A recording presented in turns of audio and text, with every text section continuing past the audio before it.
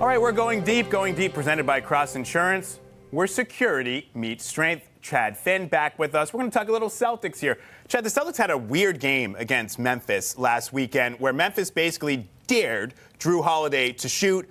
He was only 4 of 17 from 3 in the game, 8 of 26 overall from the field. But you're not worried about that. You don't think that's the blueprint to beat the Green? I don't, because I think, and Joe Mazzulla talked a little bit about this after the game, I think they could have adjusted easier than they did. And Joe just kind of wanted to get a look at what it looked like to see how the Celtics the players themselves would adjust, whether there were alterations to how the Grizzlies were going to approach that. I think if another team tries it on the Celtics, it'll be a pretty quick remedy, probably having Drew go set screens or something like that, putting him on the block that will account for that kind of junk defense. Yeah, he's great in that dunker spot, too, on the baseline as well, cutting. He's a great cutter. And I know he's not shooting the three well this year, but when you look over the last couple of years, Milwaukee here, he's been around 38, 39, 40%. I'm not worried about that either. That's maybe like a tiny bit of drama in what's been a drama-free season for the Celtics. Are you concerned at all that it's been too drama-free and that they're maybe a little bit on cruise control?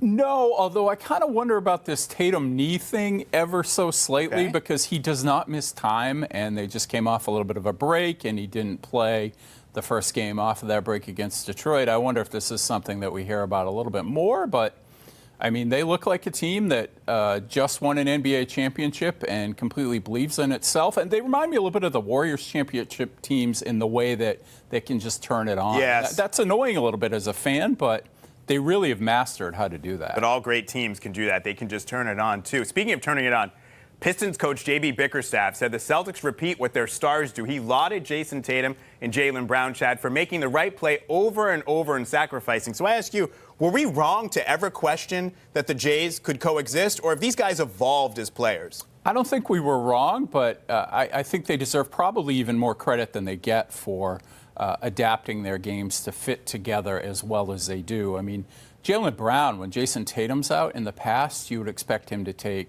27 shots and just try to take over offensively. It's my time now. And vice versa with Jason a little bit. And now Jaylen's kind of initiating the offense and playing within himself. And as a fan, that's about the most fun thing you can see when guys you've watched from the beginning grow up and become the players you hope they would become. Yeah, you're right about Jaylen Brown. He's taken on more of a playmaker role this year for sure. 4.7 assists. That's more than a full assist higher than last year, and it's a career high.